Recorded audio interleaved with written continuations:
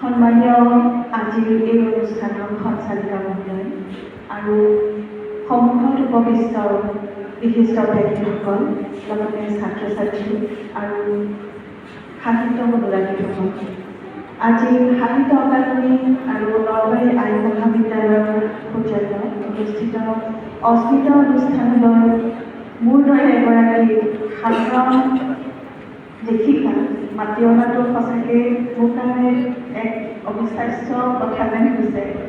তথাপি সকলোৰে মূল থাকে, সকলোৰে অলপ আশা থাকে নিজৰ সৃষ্টিখিনি আনৰ লগত মিলাই দিবলৈ।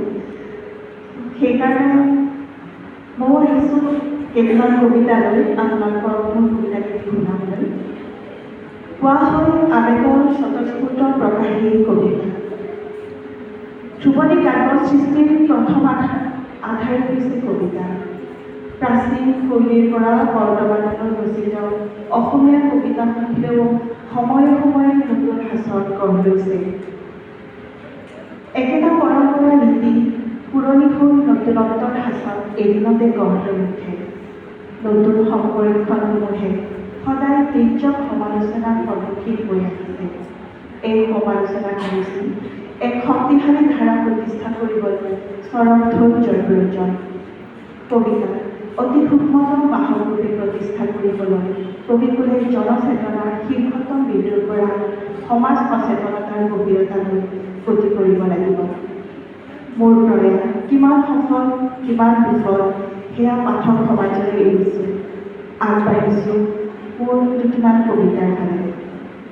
যিহেতু অনুষ্ঠানটি নলবৰীয়া কবিতাৰে আৰম্ভণি কৰিব বিচাৰিছোঁ। কবিতাৰ শিৰোনাম ছখান হাইবাজ মানুহটো। ছখান হাইবাজ মানুহটো চিনি নাপয় কাৰে।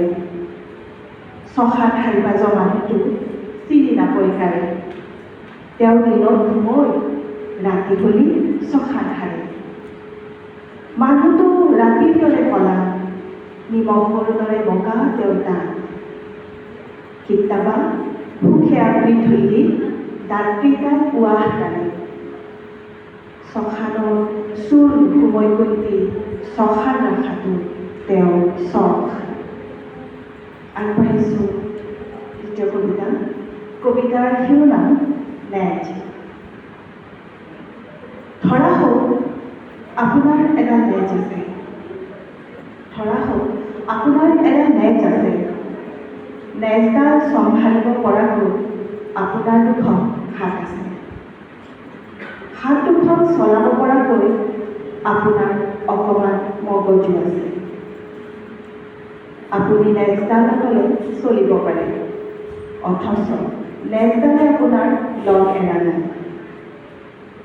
আপুনি নেজডালৰ বাবে মানুহ হ'ব পৰা নাই, অথচ নেজডালে আপোনাৰ পৰিচয় নতুনকৈ গঢ়িবলৈ লৈছে। ধৰা হওক আপুনি এজন মানুহ। নেজডালৰ বাবে আপুনি সভ্য হ'বলৈ শিকা নাই। আপুনি মানুহৰ দৰে আচৰণ কৰিবলৈ লৈছে, অথচ নেজডালৰ বাবে আপুনি এসাঁজ কাপোৰ পিন্ধিব পৰা নাই। ধৰা হওক আপোনাৰ নেজডাল চিৰদিনলৈ বিচ্ছিন্ন হৈ পৰিল আৰু আপোনাৰ চাৰিওফালে ডাঠ অৰণ্য এখন গজি উঠিল। হয়তো তেতিয়া আপুনি নিজক বচাবলৈ পুনৰ নেজডালেই বিচাৰি ল'ব। কাৰণ তৃতীয় কবিতা। শিৰোনাম ঘটি। ঘটনাবোৰ ঘটাৰ ঠিক আগমুহূৰ্তত ঘটি এটাৰ অনুপস্থিতিত অঘটনবোৰ ঘটি যায়। ঘটনাবোৰ ঘটাৰ ঠিক আগমুহূৰ্তত ঘটি এটাৰ অনুপস্থিতিত অঘটনবোৰ ঘটি যায়। ঘটি ঘটা কাৰবাৰত ঘটনাবোৰ ঘটি থাকে। নঘটে মাথো ঘটি বেছি উদ্ধাৰ হোৱা পৰিঘটনাবোৰ। কোনোৱে যৌতুকত অনা ঘটি, কোনোৱে যৌতুকত জিকা ঘটি, কোনোৱে চোৰাংকৈ কিনা ঘটি, কোনোৱে চোৰাংকৈ বিকা ঘটি। ঘটিৰো যে কম তলতি ঘটি। ঘটি খাই হাত এখন ঘূৰি থাকে বিশ্বাস অবিশ্বাসৰ অস্থিৰতা। ঘটি খাই হাত এখনত ঘূৰি থাকে বিশ্বাস অবিশ্বাসৰ অস্থিৰতা। ঘটিৰ ডাঙৰ ঘাটি নাই, ঘাটি থাকে মাথো ঘটনাৰ আঁৰত ৰৈ যোৱা ঘটকবোৰক।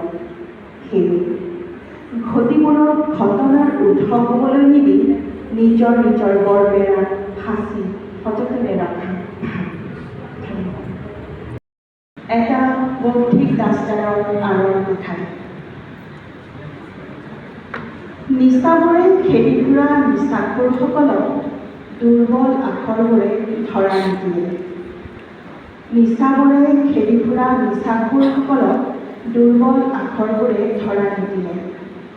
আখৰৰ নামত আহত হোৱা ছবিবোৰ হিংসা আৰু পৰিতাপৰ প্ৰতীক।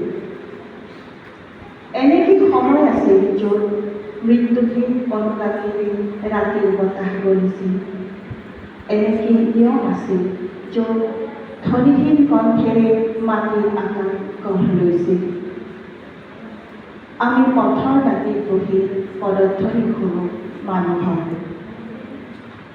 এটি টিপচী চৰাইৰ সাঁতোৰে এখন আকাশক আক্ৰমণ কৰাৰ দৰে এটি আখৰৰ অৰ্থহীন ব্যাখ্যাৰে এখন হৃদয়ক ধৰাহীন কৰি দিব পাৰি।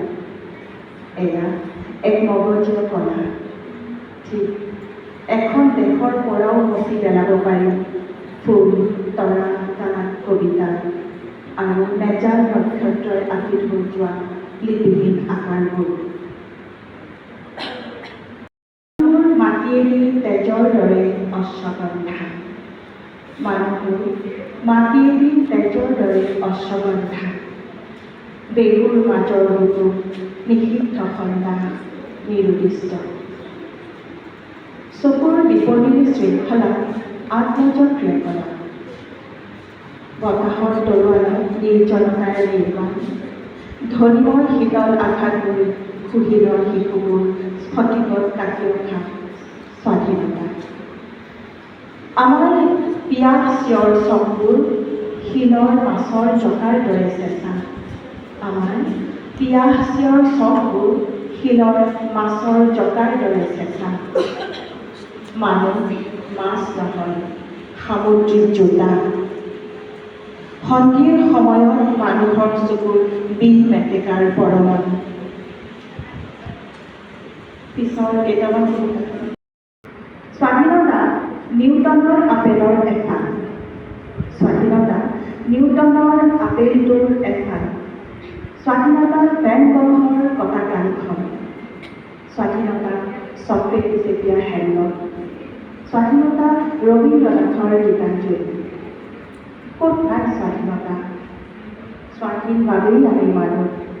মানুহ বাবেই স্বাধীনতা বিচাৰি ভাল পাওঁ। মাটিৰ বুজে মালিকানা শব্দকে উৰ্বৰ হ'লেই গতিৰ জীৱসী অফেৰিয়া বেৰ বা শকুন্তলা বীজবোৰ। জুইখনক সময়ৰ সমাধিস্থ কৰাৰ মুখত আকৌ সৃষ্টি নহওক অন্য এখন বৈয়ে যোগান।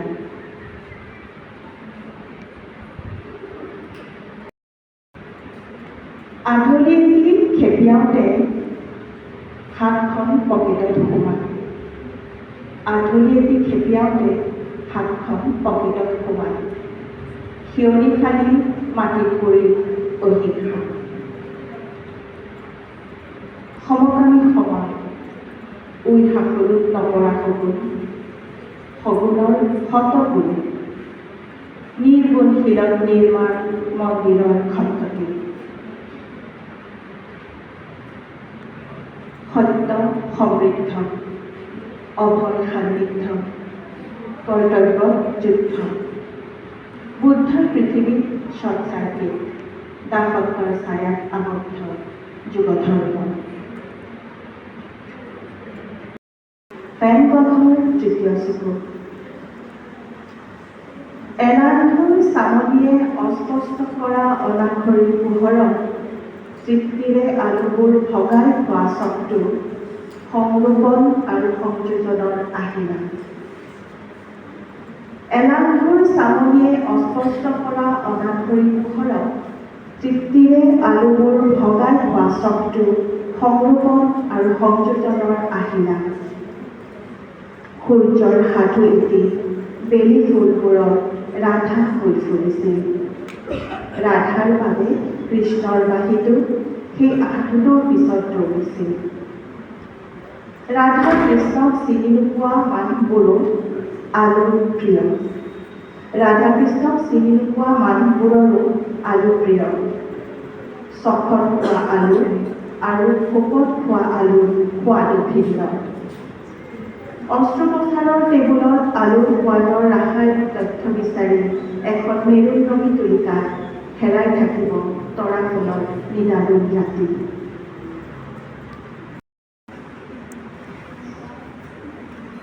শেষৰটি কবিতা চুম্বকবাদ।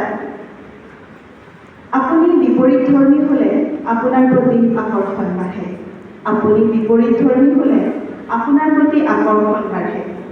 এনে নহয় যে আপুনি বিপৰীত মেৰু ঘৰ এটি সাজি নিগাজিকৈ বহি যাব লাগিব। আপুনি আপোনাৰ মতে চলিবও নালাগে, মাত্ৰ চাই থাকিলেই হ'ল হালাল বাজিব আৰু সঁচাই খানাৰ পৰিত্যক্ত নাৰীৰ গণনা কাৰ্য। কোনো ভৱিষ্যত বক্তাৰ দূৰদৰ্শিতাই আপোনাক সলাই পেলাব পাৰে। আপুনি নল বাকৰিৰ হীন হৈ গতি দিব পাৰে কোনো তাবিজৰ শক্তিবৰ্ধক উপাদান মতে। আপোনাৰ বুৰঞ্জী পঢ়া হেঁপাহটোৱে ডায়েৰীৰ পাতবোৰ অমূল্য কৰি পেলাব পাৰে। আপোনাৰ বুৰঞ্জী পঢ়া হেঁপাহটোৱে ডায়েৰীৰ পৃষ্ঠাবোৰ অমূল্য কৰি পেলাব পাৰে যদিহে আপুনি মেৰুদণ্ডী হয়। প্ৰমূল্য বৃদ্ধিৰ দৌৰত দামবোৰ চৰাকৈ পৰাকৈ চুম্বকীয় তৰংগ উলিয়ায়। প্ৰাথমিক চৰ্তা অনুসৰি আপুনি মেৰুদণ্ডহীন যদিও দণ্ডবিহীন হ'ব লাগিব। ধন্যবাদ আৰু অৱশেষত আপুনি পুনৰ